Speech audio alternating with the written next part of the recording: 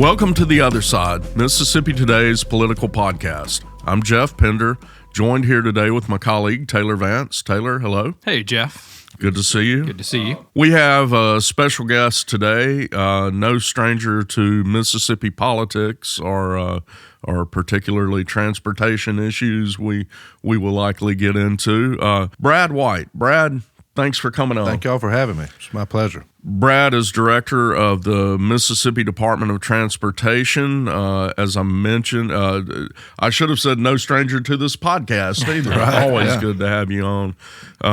We learn a lot usually. Director of the Mississippi Department of Transportation. We could be here all day if I listed all of your pertinent background and experience. But my dad would say I could never hold a job. Is that what it is? Okay. No, former chief of staff to Governor Tate Reeves, former chief of staff to U.S. Senator Thad Cochran. As I said, the list could go on. But Brad, thanks again for coming on. Thank y'all for having me. Topic number one, some big news at the Capitol, something long in the works, probably from your standpoint. There is a tax cut plan in the works to eliminate the state income tax. But as part of that plan from the House, a key feature they focused on is finding the Department of Transportation a steady and growing stream of revenue. Can you give us a thumbnail of what they're looking at with that? As you know, we run a federal program at the Department of Transportation. More than half of our budget is federal dollars that Congress sets aside every 5 years for the Federal Highway Administration to do work within the 50 states and our territories. And so we run a reimbursement program. So we have to have a steady stream of recurring state dollars and state revenue sufficient enough for us to do our work, because we spend the state money first. When Federal Highway Administration can ascertain that we've done everything to their standards and followed their regulations, they then reimburse us with the federal money that's been assigned. So you got to have a flow just to keep the federal money doesn't come here and sit for us to spend. Sure. We cash flow all of our programs, both the big new construction program as well as maintenance. So having this steady stream of revenue has been important. And what we've seen is 1987 was the last time that the funding model was significantly altered. Now, we've had wonderful programs like the lottery, the fees that are charged on electric and hybrid vehicles, things like that have given us some additional revenue in the last few years. We get $80 million a year from lottery, but we run $1.5 billion a year budget. So the last time that our funding model was addressed in a significant way was 1987. And so what you've seen is we've had the same amount of money going into our paving programs, for example, but due to the rising cost of doing business, whether that be labor, cost of equipment, cost of materials that goes into the asphalt and the concrete and various things that we use, you've seen the same money go in and fewer projects being done. And we have performance targets that the federal government expects us to hit in the maintenance of our system and the protection of the taxpayers' investment. And so the problem with the rising costs and fewer projects is our pavement conditions are starting to suffer. And what we want to avoid is be sure we don't get in the same position with our paving programs as what the local bridge system got into back in 2017, where the federal government said, okay, Mississippi, y'all have got to come up with a state solution to this issue, or we're about to pull our federal money back. And in the meantime, you got to shut down and that would basically just shut down our whole agency. So the exciting thing about this bill that's being discussed now in the legislature from our vantage point is this is the first time that we've had a mechanism in place that, whether you agree with the method or not, it's the first time we've had a mechanism in place that has the meaningful conversation of how do we provide for our transportation system in a significant recurring fashion. And so we're excited about having the opportunity to deal with that. And I guess just to be clear, I'm sure most of our listeners know this, but how transportation is currently funded is through a gas tax. Primarily through the fuel tax. Right. Both federal, that's where all the federal money that we receive on a recurring basis is from the federal fuel tax. And then the state fuel tax that we get 18.4 cents on the gallon. There's other things like contractors' taxes that I mentioned, the lottery, mentioned the electric and hybrid vehicles. Much smaller. There's some other things like that, but the vast majority of our funds have always sat in this one basket of the fuel tax. Sure. And that mechanism that's being debated and voted on currently is, instead of a flat per gallon tax, which is already on there, both federal and state, this would be an indexed or a sales tax, meaning right now if the cost of a gallon of gas goes up, you still get 18.4 cents in tax. Mm-hmm. If it goes down, you still, but this would be a 5% sales this tax would add that would a go 5% up and sales tax on all of that. right, Yeah. right. And then I'm told the Department of Revenue estimates that with the current price of gas, that would generate in the neighborhood of $400 and something million a year. And we did a little math this week, which is always scary. But current price of gas, you're looking 14 cents a gallon. Yeah, that This sounds tax about would right. add to a gallon of gas. You mentioned agree or disagree with the mechanics or the methods. Is this the way you would prefer to do it? Is this the best way to tackle it? Well, we have talked with the legislature over the last 3 sessions about various options. I mean, Sure. obviously, it's always easy to go back to dealing with fuel because people do believe that a consumer tax is the more fair tax. The people that drive more are going to pay more of the tax that keeps the roads up, that they wear out more than someone that only goes to church once a week. But we've talked with them about other options as well. I would love to see us eventually move to a opportunity to have a more diversified funding model so we're not so dependent on the fuel tax as what we've been in the past. And there's been pieces of legislation like that in the past with the legislature, none of which, though, generated the type of revenue that this would. This would obviously go much further in trying to plug the hole or the shortfall that we've had in our paving programs. The way I look at that is it's my job to run the agency. It's not my job to make policy. Sure. So I'll dance at whatever tune they want to play and make the best of it. But I do think that the leadership in the House of Representatives with this bill recognizes that if the goal is to move our tax model in the state away from income tax and more to one of a consumer-based model, they can eliminate the income tax without taking care of infrastructure. And that's not just MDOT. That's also the state aid road system that's run for the counties all over the state.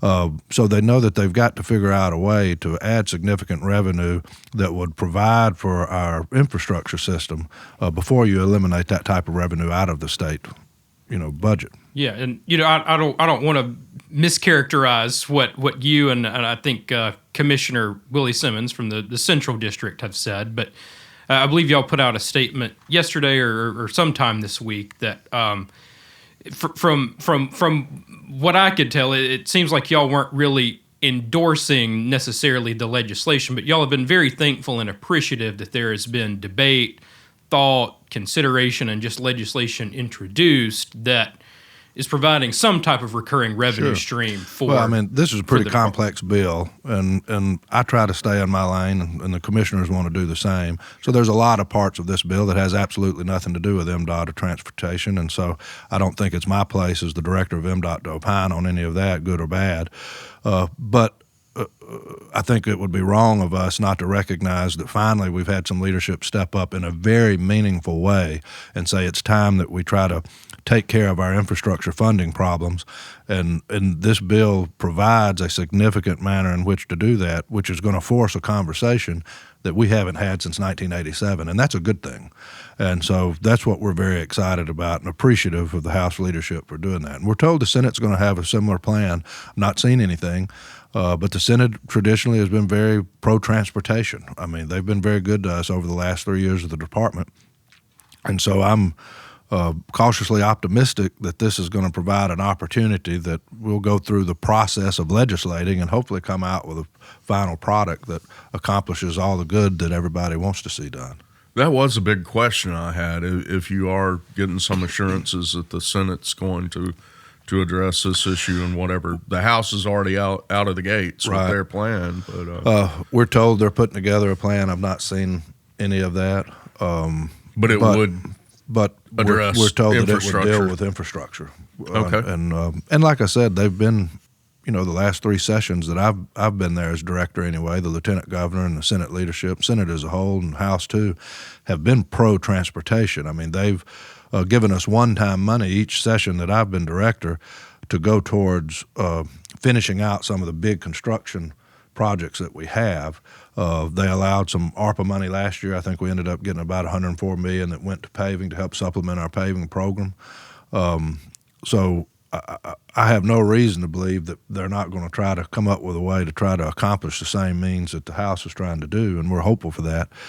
It's just that this is the first time that we're looking at recurring revenue, and as I mentioned before, due to the type of program we run with reimbursements of sorts and having to put the state revenue up first with our paving, which is the biggest part of what we do and the only thing the federal government holds us accountable for, the type of funding that this House Bill 1 provides is the type that we need, and it's a significant enough amount to make a difference. If as projected, this would provide about $400 million a year. Is that enough on the maintenance side? Is that gonna have you in pretty good shape?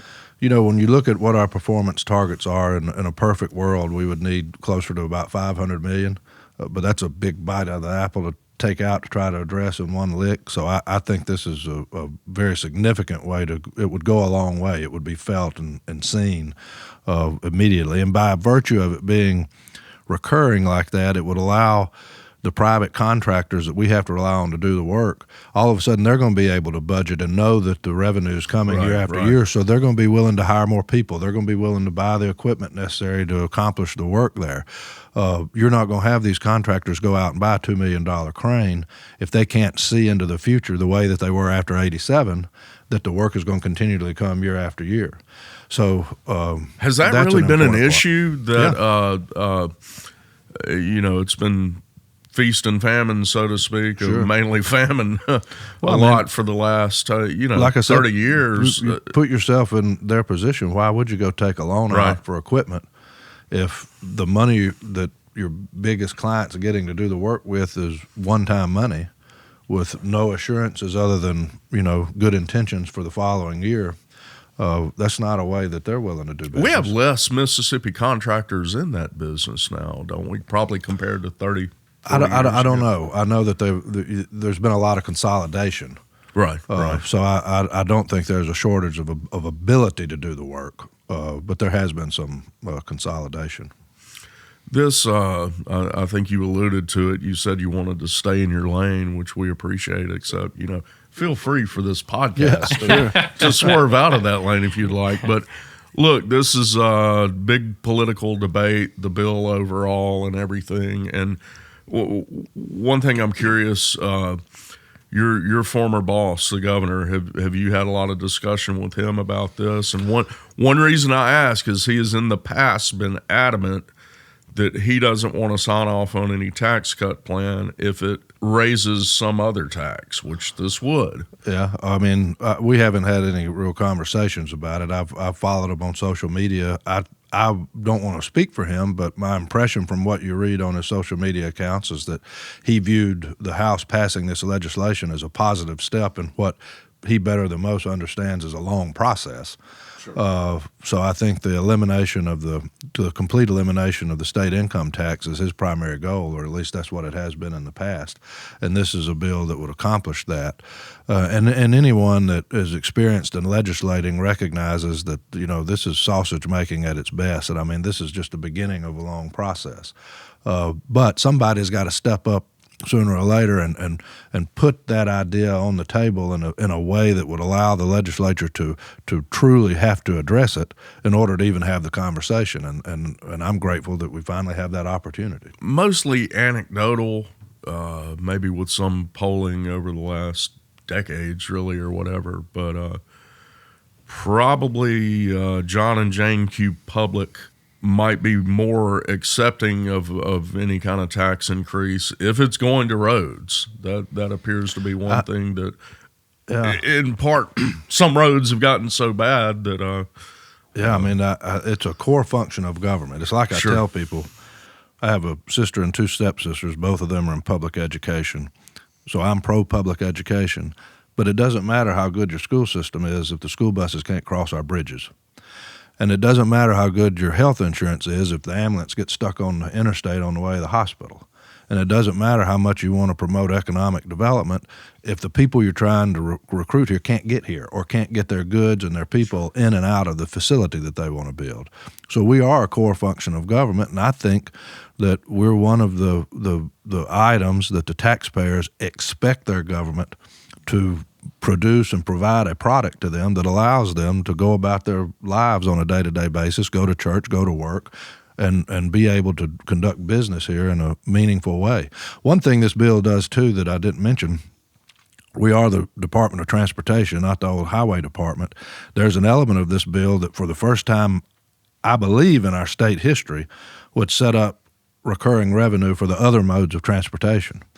2 sessions ago, they gave us $30 million for ports, rail, and aeronautics, and we took that $30 million, and with the federal programs out there, we were able to leverage at the local level another $122 million. So that's about a little better than 4-to-1 return on your investment. This bill, I believe, would give us another $15 to $20 million a year that would go dedicated to those modes of transportation, which we would be able to leverage a lot of federal money for and begin really helping our local governments and communities around the state enhance the rail lines, airports, and water ports that they have. Can you explain for this bill what the mechanics of the multimodal would be in this bill? Sure. My understanding is by applying the 5% sales tax to the consumption of fuel, that would generate in the neighborhood, today's numbers, about $400 million a year for us that would come to a capacity and maintenance fund that the commissioners then would use to fund the projects that are outlined in our 3-year plan. And that's significant, too, because that allows the members of the legislature to have confidence with that fund being tied to the 3-year plan. That money goes straight to projects, not to buildings or vehicles or et cetera. But it also then changes the way the lottery is used, and it gives the first $100 million of the lottery to the PERS system to try to make that solvent. And then, as you know, the lottery's pulling in more than $100 million a year, and so whatever would be above the $100 million would be split between the Education Enhancement Fund and then the other modes of transportation that we have. And so that money would start coming to us. We think that would be like $15 or $20 million a year, and then we would go about the process of working with the local airports, rail lines, and water ports around the state to apply for federal money just the same way we've done with these other funds. Yeah. I'm curious, just anecdotally, have you heard from many county supervisors about this? Do they seem supportive? Some. I mean, I think the component of this bill or this conversation that they're going to like is the increase in state aid. The state aid road system, as you know, is we work hand in glove with them, but that's not a part of MDOT. And they have, I'm told, been running about $100 million shortfall. And so this would generate for them, I'm told, about $80 million. I've not run those numbers. But if it would provide the counties 80% of what their shortfall is, I mean, they would be able to really make some significant headway in rebuilding the state aid road system, which would help all 82 counties, particularly the more rural ones around the state. And that helps us, too, because one of the big headaches that we cause the counties is when we have to shut down a bridge to replace it, we by law can only detour people on our system. But that doesn't mean that a local logger or someone that knows the local roads there, they're going to get off on the county roads and go around. And so if the counties don't have the resources to make sure that their main thoroughfares are maintained at a high level, the work that we do that shifts things to their system is very bothersome and problematic for them. So from the supervisor standpoint, and I'm told that seeing an increase in funding for state aid is the Supervisors Association, one of their bigger legislative priorities for the year.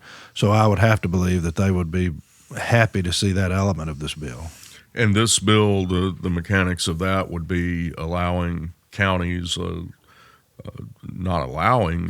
enacting a local option sales tax, 1.5 cents. Yeah, it would. For counties. My understanding is it would the 1.5 cent sales tax that they would add to it In the incorporated areas, that would go back to the cities.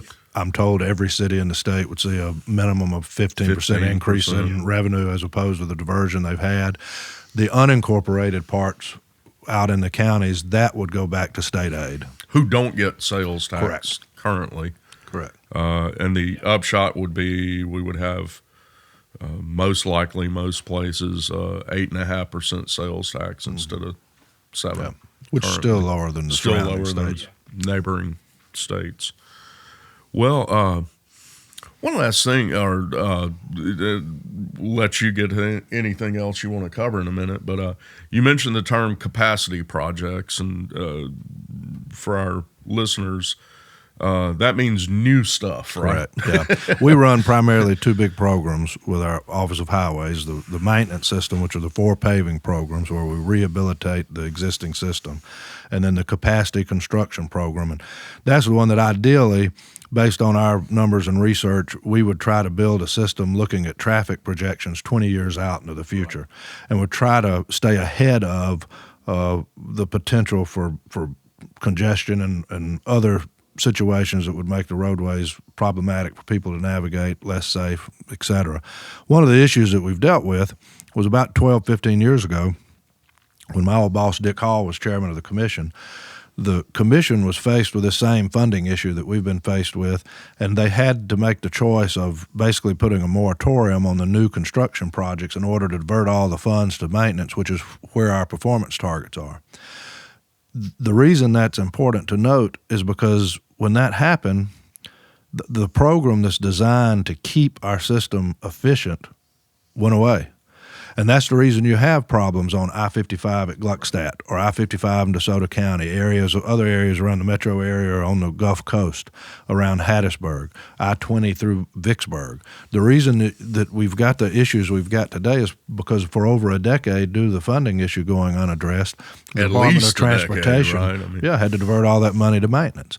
Now, thanks to Congress, the last time Federal Highway was reauthorized, Roger Wicker was the lead Republican on that committee and was holding the knife when the pie was getting cut up, and Mississippi saw $1 billion increase in that 5-year authorization.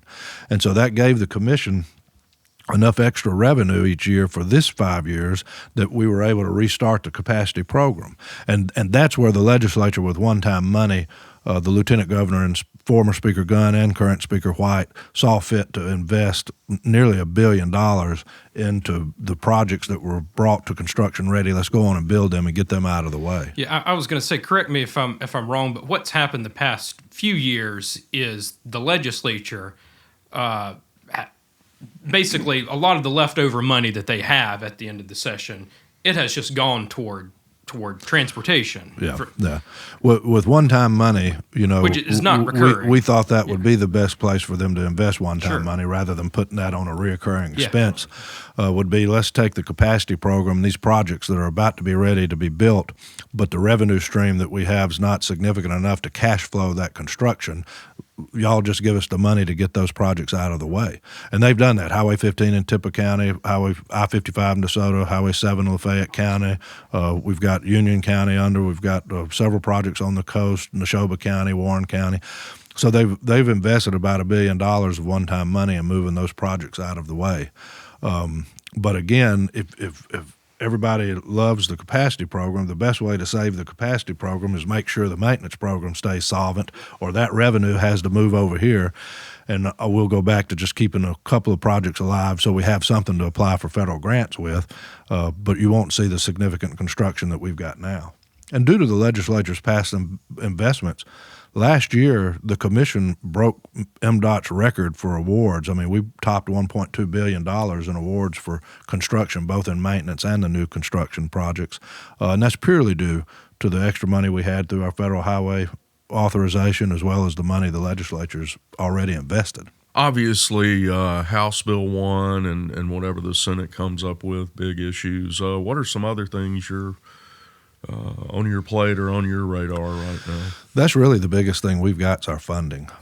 We're always taking a look at how we do business. Are there ways to do things a little better and add efficiency to what we're doing? Always trying to find ways to be a little more transparent, as y'all know, something that y'all would care about. I mean, in the last year or so, we've put the commission meetings online where they're streamed online and archived. I mean, we've tried to evaluate how MDOT functions. And a lot of the problem that we had in the past with the legislature was that there was just not a lot of communication or effective communication between the agency and the Capitol.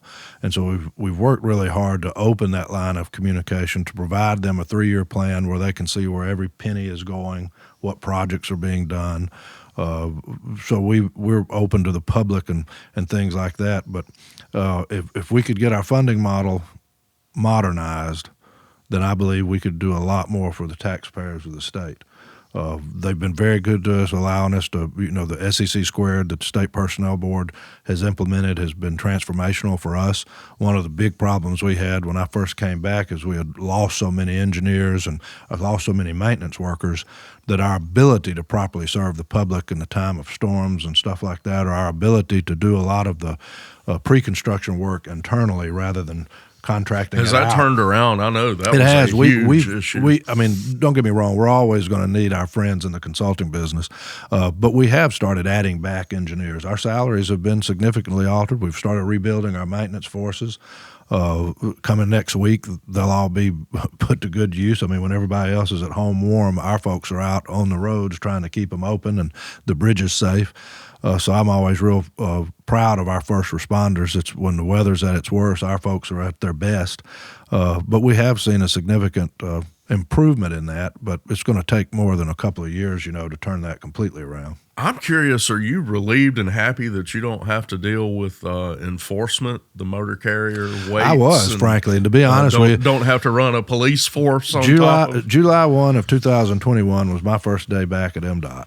And that was the day the law was enacted. Oh, okay. That moved them over Highway to Patrol. Got and I picked with Commissioner Tyndall that my favorite thing to do after that day was when legislators would call me about different people receiving tickets or things. I was able to tell them, "Hey, y'all move that to Sean, so call him." So sure, that didn't bother me at all. Yeah, I've sort of a lighthearted question, one that I get from a lot of my friends is who at MDOT is responsible for the messages that go across the boards on the interstate. Our public affairs division does a really good job at that, but you would be surprised how much input we get just from the public. Oh, I'm sure. There's all kinds of, and we do contests and stuff like that where we seek input from the public, but it's been a real hit with folks, and we just have people that just unsolicited call in and say, "Hey, what about this?" And we use a lot of it. Some of their ideas. It's good. Neat. It gets people's attention, and it's a meaningful way of communicating with those that are trying to navigate our system, and people pay attention to them.